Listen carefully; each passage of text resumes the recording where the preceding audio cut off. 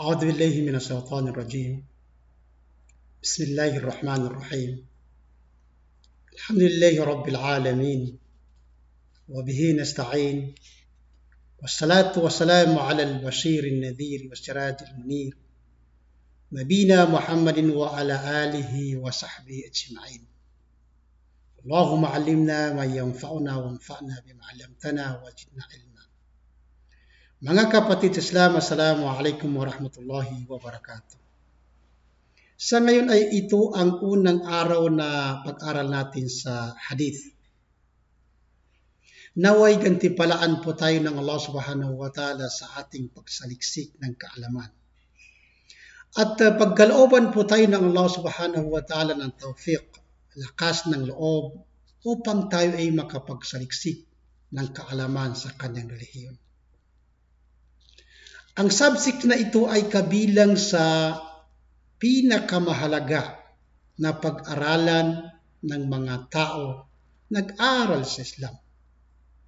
Ang hadith ay katulad o kagaya din ng Quran na ito ay wahi, kapahayagan mula sa Allah subhanahu wa ta'ala.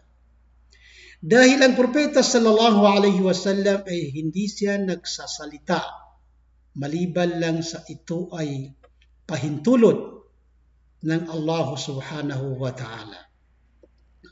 Kaya sinabi ng Allah subhanahu wa ta'ala sa banal na kasulatan sa surat An-Najm, A'udhu billahi minash shaitanir rajim, wa ma yantiqu 'anil hawa in huwa illa wahyu yuha.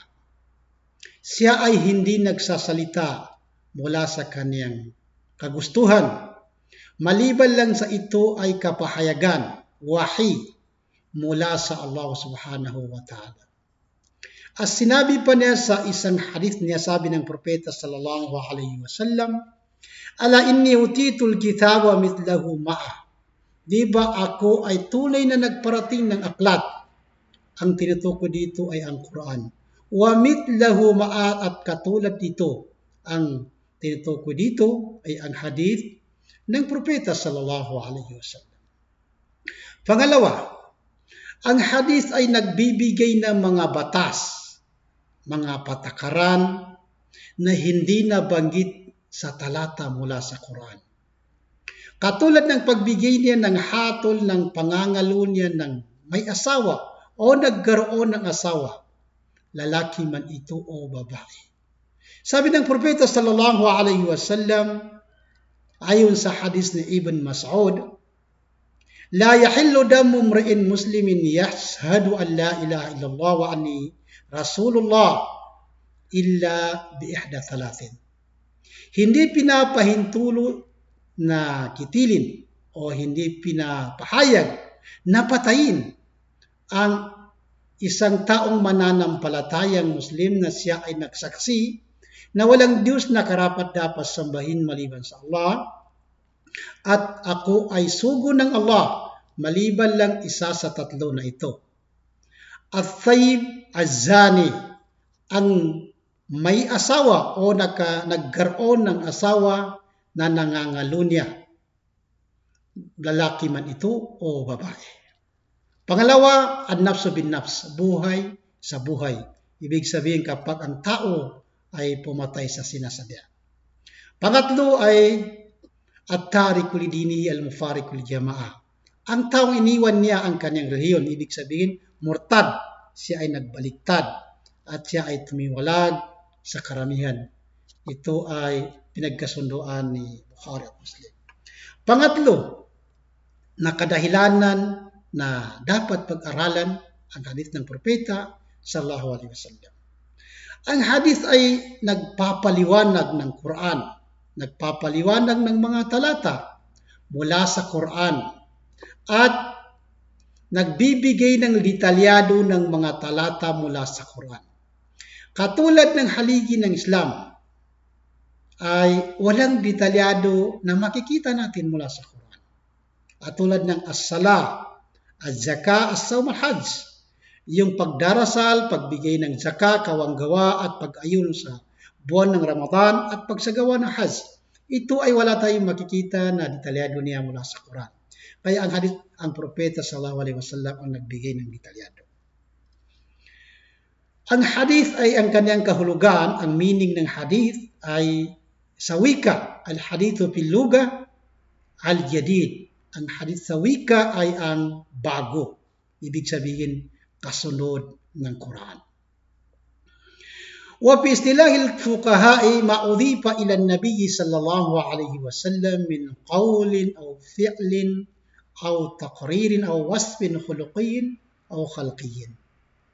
Sa terminolohiya ng mga pantas ng Islam ay ang hadith ay mga bagay na nagmula sa propeta sallallahu alaihi wasallam sa kanyang mga gawain at salita at mga ulat na kanyang sinang-ayunan at ang pagsasalarawan sa kanyang katangian at kaugalian. Yan ang ibig sabihin ng hadith sa Islam, sa istilahi ng mga pantas ng Islam. Mga kapatid sa Islam, ngayon ay magsimula po tayo sa matan ng hadith. Hadith number 1, ang title ito, katapatan sa gawain. Ang paksa ng hadith na ito ay ang katapatan sa gawain. Al-ikhlasu bil amal. Ito ang matan ng hadith. An Umar bin al-Khattab radhiyallahu anhu qala sami'tu Rasulullah sallallahu alaihi wasallam yaqulu innamal a'malu binniyat wa innama likulli imri'in ma nawa. Faman kanat hijratuhu ila Allah wa rasulihi wa hijratuhu ila Allah wa rasulihi. Wa man kanat hijratuhu ila dunya aw ila imra'atin yankihuha fa hijratuhu ila ma hajara ilayhi. Rawahu al-Bukhari wa Muslim.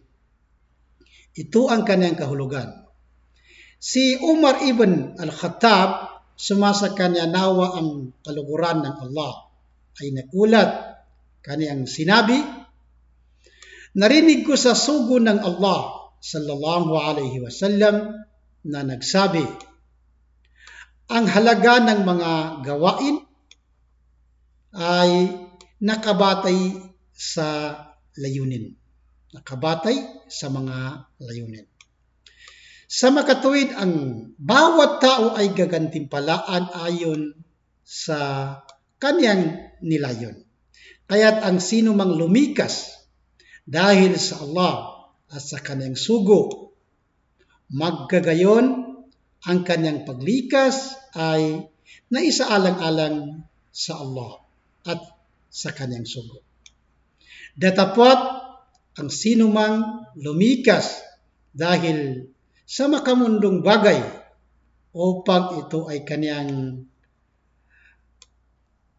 makamit o dahil sa isang babae upang ito ay kanyang mapakasalan, magkagayon ang kanyang paglikas ay naisaalang-alang ayon sa dahilan ng kanyang paglikas. Ito ay isinalaysay ni Al-Bukhari at Muslim.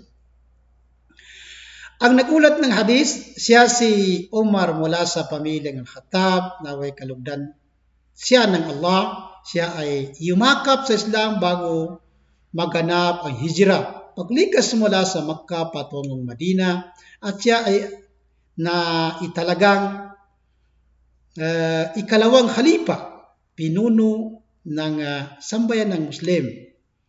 Nananatili sa kanyang pamumuno ng 10 taon at kalahati. Siya ay yumao sa buwan ng Zulhijjah noong ika-23 na taon ng hijrah. Ang nakukuhang aral sa hadith, number 1, ang niya layunin ay siyang saligan ng anumang gawain sa Islam. Pangalawa, kapag wagas ang layunin at mabuti ang gawain, ito ay tatanggapin ng Allah. Number 3, gagantimpalaan ang Muslim sa kanyang mga makamundong gawain kapag wasto ang kanyang layunin. Sa kadahilan na ang lahat ng gawain ay pagsamba sa Allah. Ang halimbawa nito, ang guro sa kanyang pagtuturo, ang estudyante sa kanyang pag-aaral, ang manggagawa sa kanyang gawain, at ang estudyante sa kanyang at ang negosyante sa kanyang negosyo. Silang lahat at iba pa bukod sa kanila, ang kanilang mga ginagawa ay nabibilang sa pagsamba kapag wasto ang kanilang mga layunin. Number 4, kapag nagbalag ang isang Muslim na gumawa ng kabutihan ay ito ay hindi niya nagawa, siya ay gagantimpalaan pa rin dahil sa kanyang layunin.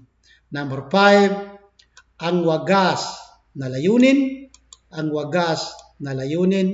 para sa Allah, siyang dahilan ng pagtatagumpay sa mundong ito at sa kabilang buhay. Naway naintindihan natin ito at naway gantimpalaan po tayo ng Allah Subhanahu wa Ta'ala sa ating pagsaliksik ng kaalaman. Hanggang dito lamang po. Wa sallallahu ala khaira khalqihi sayyidina Muhammadin wa ala alihi wa sahbihi wa sallam. Assalamu alaikum wa rahmatullahi wa barakatuh.